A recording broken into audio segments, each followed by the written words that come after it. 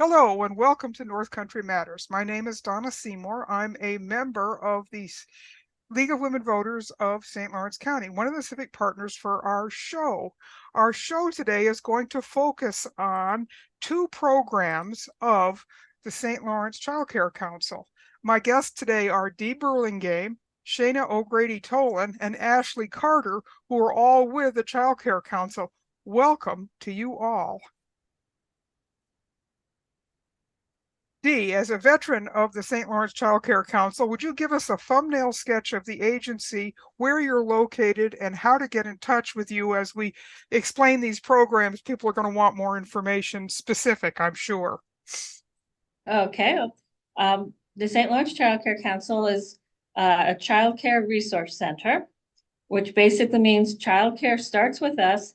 And I've always said we're all things child care except the actual doing of it. We help parents look for childcare through referrals to licensed and registered providers. We help increase the availability of childcare through registration of family child care homes and school-age programs. We improve the quality of childcare through training and technical assistance. And we help parents access help for paying for childcare and what that involves. And then in the bigger community, we work with workforce development in job creation, economic stability, and having an economic impact for the families and the community at large. Okay, great. And you're located in Ogdensburg. That's where your Yes, office is, but you all travel as needed to do either inspections or help folks get started, correct? That's correct. We're on 4th Street in Ogdensburg, but we do travel all over this large county of ours. We can also be reached by phone. Do you want me to give the number right now, Donna? You can, and I will put it as in our show notes as well, so that people will be able to have access to it. So sure, go ahead. Okay, our number is 315-393-6474. And we are a small office. There's only 7 of us all together. So you really don't need extension numbers because we just yell or walk down the hall to get whoever needs to be. That sounds perfect. So Deacon, you talked about helping parents pay for childcare, and that is the Child Care Assistance Program. Can you give us a little history of that program, particularly as it presents itself here in St. Lawrence County? Okay. Well, I've been involved with this type of program since its inception, which was back in the Clinton administration under welfare reform. It started out as an employment program. The idea being that if someone couldn't find work or couldn't go out to work, they could provide childcare for those that did go out to work. It's changed a lot in all that time. Locally, we used to call it the Daycare Subsidy Program, but now it is being referred to as the Child Care Assistance Program, or CCAP. It's federal funds that go to the state and then go to the county or agencies. The actual payment process is through our local DSS. And then there is, I'm not sure how to put it, the providers need to be enrolled, and that's what our office does. And we'll be talking more about that in a bit. The program now is both employment centered around the parent as well as childcare for the child. And it is aligning more and more with regulated childcare throughout the state. Okay, thanks. So it's a two-part process. And I think just to help people understand the terminology, DSS is the Department of Social Services, which is administered by the county. It's easy to fall into the jargon, and if you're not familiar with it, you can get a little bit lost in the woods. So let's take a closer look at the Child Care Assistance Program. Shana, would you explain what the program is and who's eligible for us, please? Sure. Just wanted to make sure you could hear me because I was unmuted. So CCAP is the Child Care Assistance Program, which is overseen by the daycare unit at our local Department of Social Services. And to be eligible, your income would be less than the income eligibility level, which there are, for example, just looking at the chart, a family of 4, if your income was less than $99,250, you would be income eligible. There is a chart available on our website, on the Department of Social Services website, on the OCFS website. So parents would be able to go quickly and just say, okay, am I income eligible? And if you see that number and you fall under it, then by golly, get the application and fill it out. So income eligibility is one of them. And then if you're receiving public assistance or you're working a minimum of 10 hours per week, if you're seeking employment, if you are in a school program or a training program, you are eligible for the child care assistance program.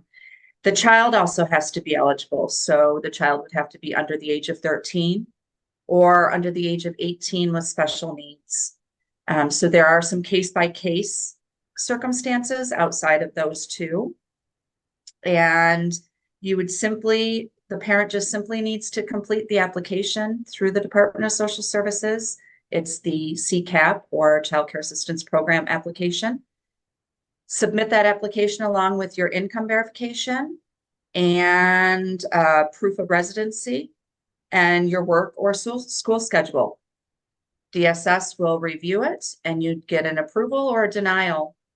Once your provider is approved, you can use a registered child care provider, or what we're going to talk about in a little bit is the legally exempt enrolled child care provider. Once your provider is approved and you're approved for the financial side, then you're set to go. Okay, now that application, is that available from your office and DSS online? Yes, ma'am. You can call our office. We can email that application. We can place it in the regular postal service. You can download it from our website, from the DSS website, from OCFS website. We can fax it. We'll get it to you any way we can and as quickly as possible. Okay, that sounds really, really good. So if you're eligible for the reimbursement, how does that work? Is there a sliding scale? How does that work? So DSS will put all of your information through this calculation that they have, and they'll determine there may be a family share. That family share, I've seen it as low as $1. I've seen it as high as $75. So what that would mean is at the end of the week, when you submit your reimbursement sheet, when the child care provider and the parents submit that reimbursement sheet to the Department of Social Services, if it's $100 and your family share is $5, then you pay your provider $5 and DSS will reimburse the $95. So there may or may not be a family share, but the process, once you've been approved, is you complete a reimbursement sheet that shows the child's attendance for that week. It shows the parent's work schedule or school schedule for that week.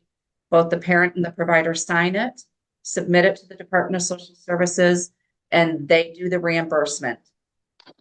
Now, some providers will want you to pay up front and then the parent wait for the reimbursement, or sometimes they're willing to waive themselves and the reimbursement can go directly to them. That eligibility is good for 12 months. Once you're approved, you have that for 12 months, and then you would recertify after the 12 months through the same exact process. Okay, so that's a pretty generous process in the sense that you don't have to look at this on a week by week or a month by month basis. You get a whole year once you are in the system, correct? Yes. Yeah, that's good. And so what role does the County Department of Social Services play, and what role does the enrollment agency play in this process? That's a great question. DSS oversees all the money. They oversee the parent being approved. So they're the parent side of things. Are you eligible for this child care assistance? Our office, the enrollment agency, oversees enrolling your provider. If you're not using a registered family daycare provider, you want to use your cousin, your family friend, your neighbor, and they're not a registered provider, then they would go through the legally exempt enrollment process at our office, and that's what we oversee. So in a nutshell, DSS oversees the parent and the money side. Our office oversees the provider and making sure the home and the provider are all set. Okay, that's good. That's really helpful information. Dee, would you describe for us the several kinds of childcare that there are that the council administers? Because there's kind of a broad selection, isn't there? There is, we do what's called the registration for family daycare providers and school-age childcare programs that are not in a school, or I should say through a school. Family childcare is a program that is in a provider's home, usually with one provider, and they can care for between 6 and 8 children. It's a little more complicated than that, but that's it in a nutshell. Then we have the school age childcare that we register, and that is for programs that are not administered by a school district, such as the programs that Cornell offers. And even though they're housed in a school, it's not through the school. And then we have group family childcare and daycare centers, which are licensed, and they have a licensor from our regional office in Syracuse. Group family, again, is a provider working out of her home, but there is one or more assistants, and they can care between 12 and 16 children. And then a daycare center is what a lot of people think about with childcare.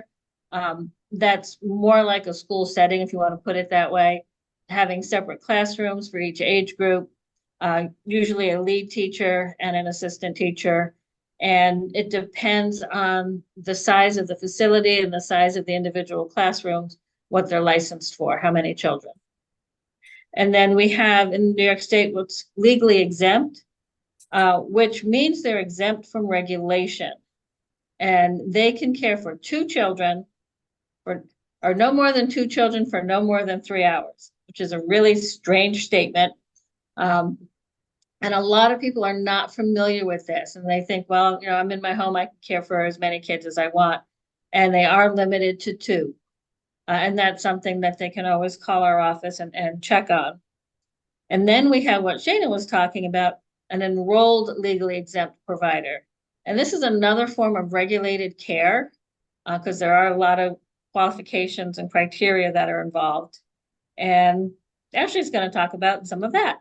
Right. Thank you. Thank you, Dee. So Ashleigh, let's go over the kinds of legally exempt childcare there is and, you know, how we differentiate between those, please.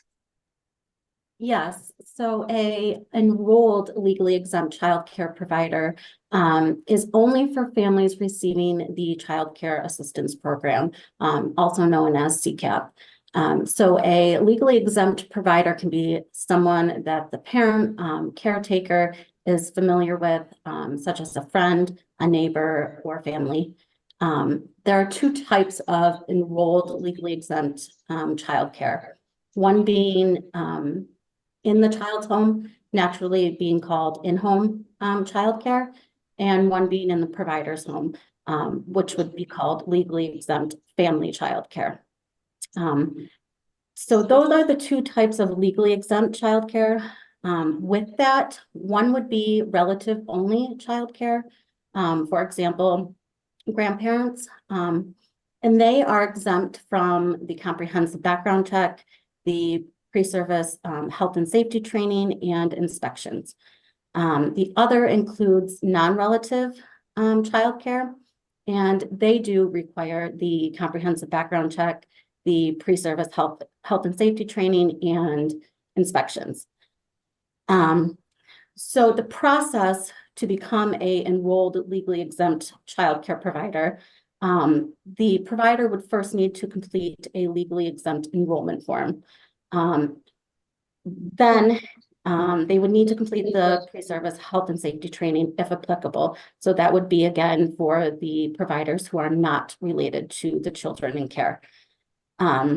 Once the enrollment agency has a completed enrollment packet, the provider will then go on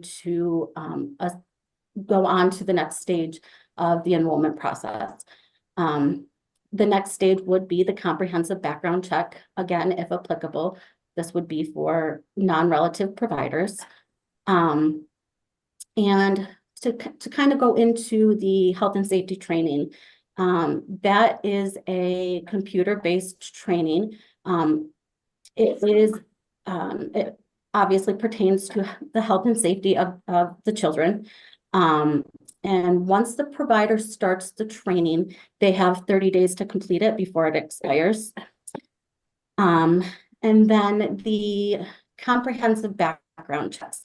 So the comprehensive background checks includes a non-relative provider to complete fingerprinting and a statewide central registry clearance. So this overlooks child abuse and maltreatment.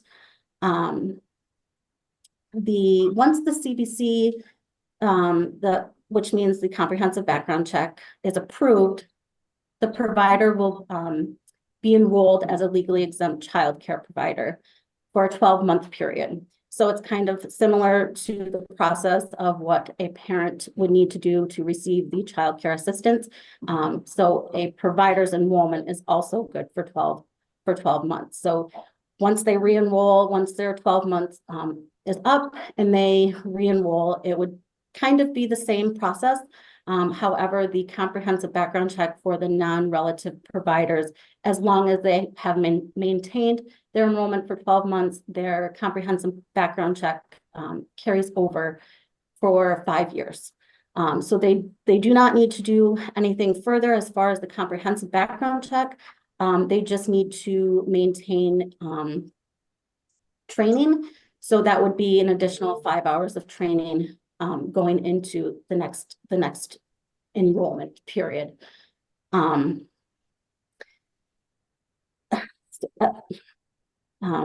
That's okay. There's a lot there, and there's a lot to unpack. I appreciate that information because it's not something that most people would understand unless they actually dive a little bit deeper into the program. Shana, can you tell us about the health and safety grants that are part of this program, and also what the inspections entail? Sure. So we are offering this year up to $250 health and safety grants for our legally exempt enrolled providers. Some of that will be the same for each provider. Things like a first aid kit, fire extinguisher, mats possibly for napping, various different things that would go on that would be coming directly off of what they're expected to have in their home for health and safety purposes. Some of it may also come different for each provider. You know, if I go out for an inspection and we find care is on a second story floor and we need 2 separate remote accesses or emergencies, and maybe one is a window, we can provide through the grant a drop ladder that can drop out of that window for safety purposes. So the health and safety grants will be some of the same things for every provider, and some will be case by case and what they specifically need. The inspections are driven by, once a provider is enrolled, then an inspection is expected within 90 days of that provider being enrolled, meaning I will go to that provider where the care is being provided and sit down with the provider and go through the health and safety checklist to make sure that everything that they signed saying they were doing is being done, from attendance records to immunization records to evacuation drills to checking smoke alarms, checking out those emergency exits. Just whatever they've signed saying we're doing this, we want to make sure that that home is safe and ready for that child in care. We keep it as friendly and as simple as we can, but making sure that the safety is always most important. That makes a lot of sense, and it gives the parents a great deal of confidence that the person that they've chosen to take care of their child is doing it in a way that is safe and supervised from your point of view. So I think that's really important. One of the questions that now comes to mind is there is some expense for these providers in order to get ready. Can you talk a little bit about what the grant helps with the safety checks, but there's also some other things like the criminal background check. Is there a cost associated with that for fingerprinting? There's no cost for fingerprinting. The state has picked up that cost. However, there has always been a cost for the SCR, the State Central Registry, and that's a $25 fee. And we have had legally exempt providers who have not finished the process because they simply could not afford that $25 fee. And the St. Lawrence Child Care Council is now offering mini grants for our legally exempt enrolled providers to cover that $25 cost. And we're going to be able to go back a little ways to reimburse some of the providers who have already paid for that. So that's a big deal to us this year for our legally exempt world. We often get left out of the big picture because registration, and our registered providers who are so important for our county and our parents, but our legally exempt providers sometimes fly under the radar. So this $25 fee being covered through this mini grant is a big deal. Oh, that's great. Thank you.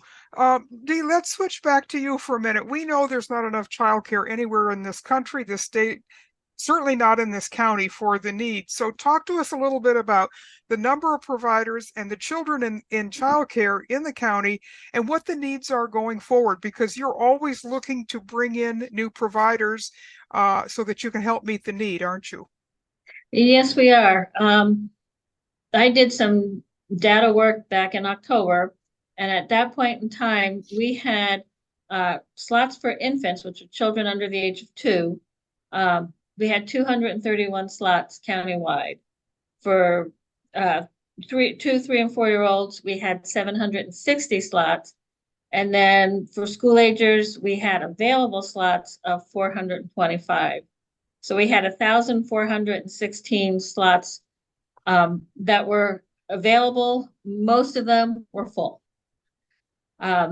We are considered by New York State to be a childcare desert, except for a small part of Canton and a small part of Potsdam.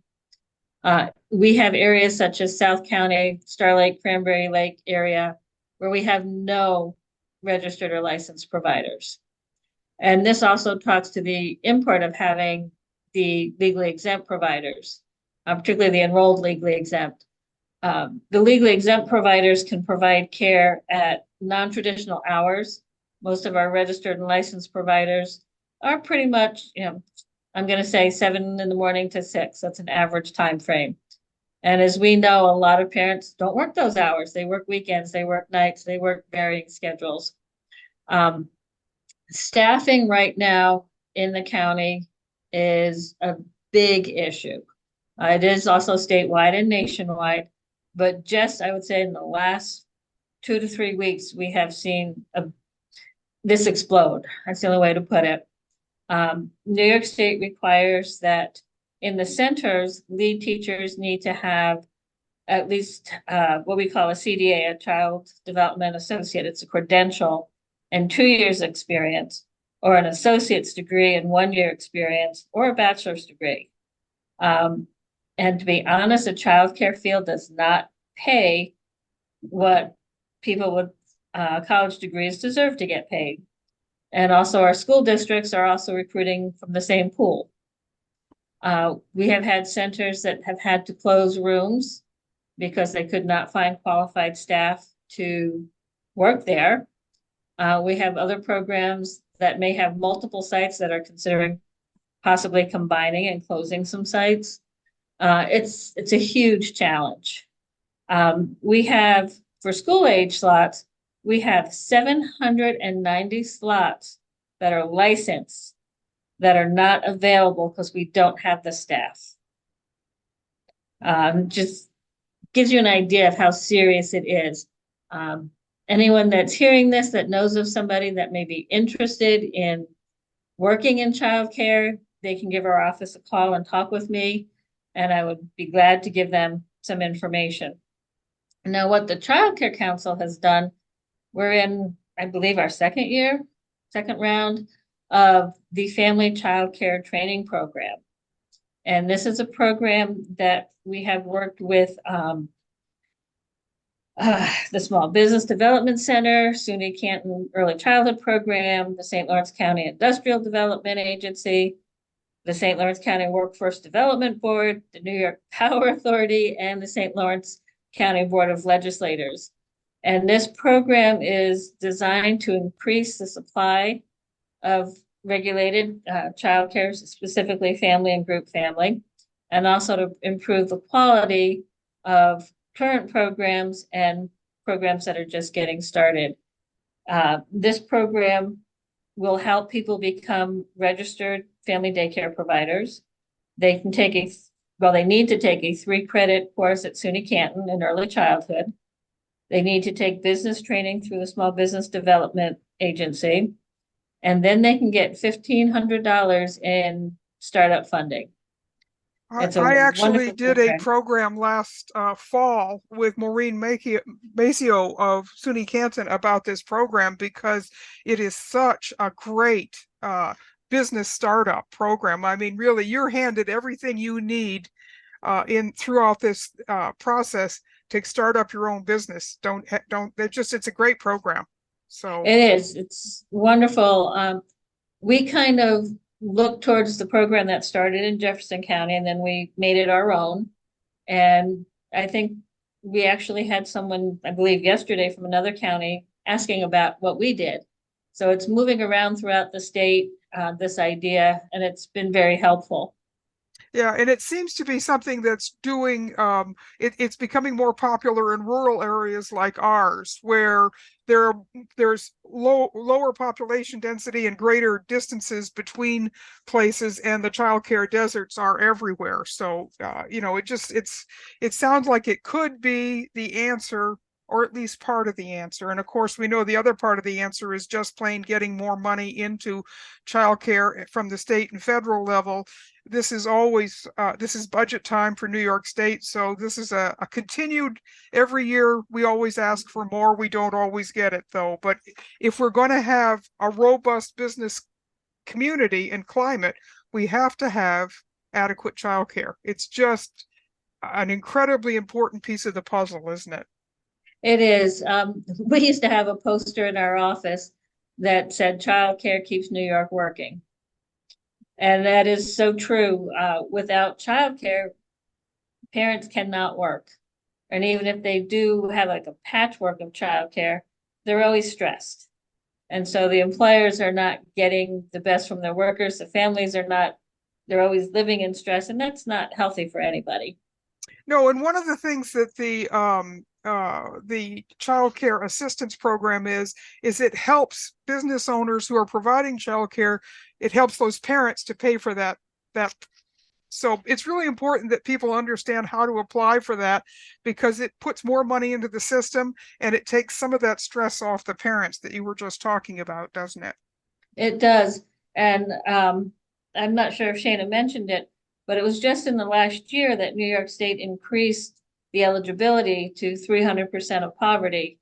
That 99,000 something that Shana mentioned is amazing, to be honest with you.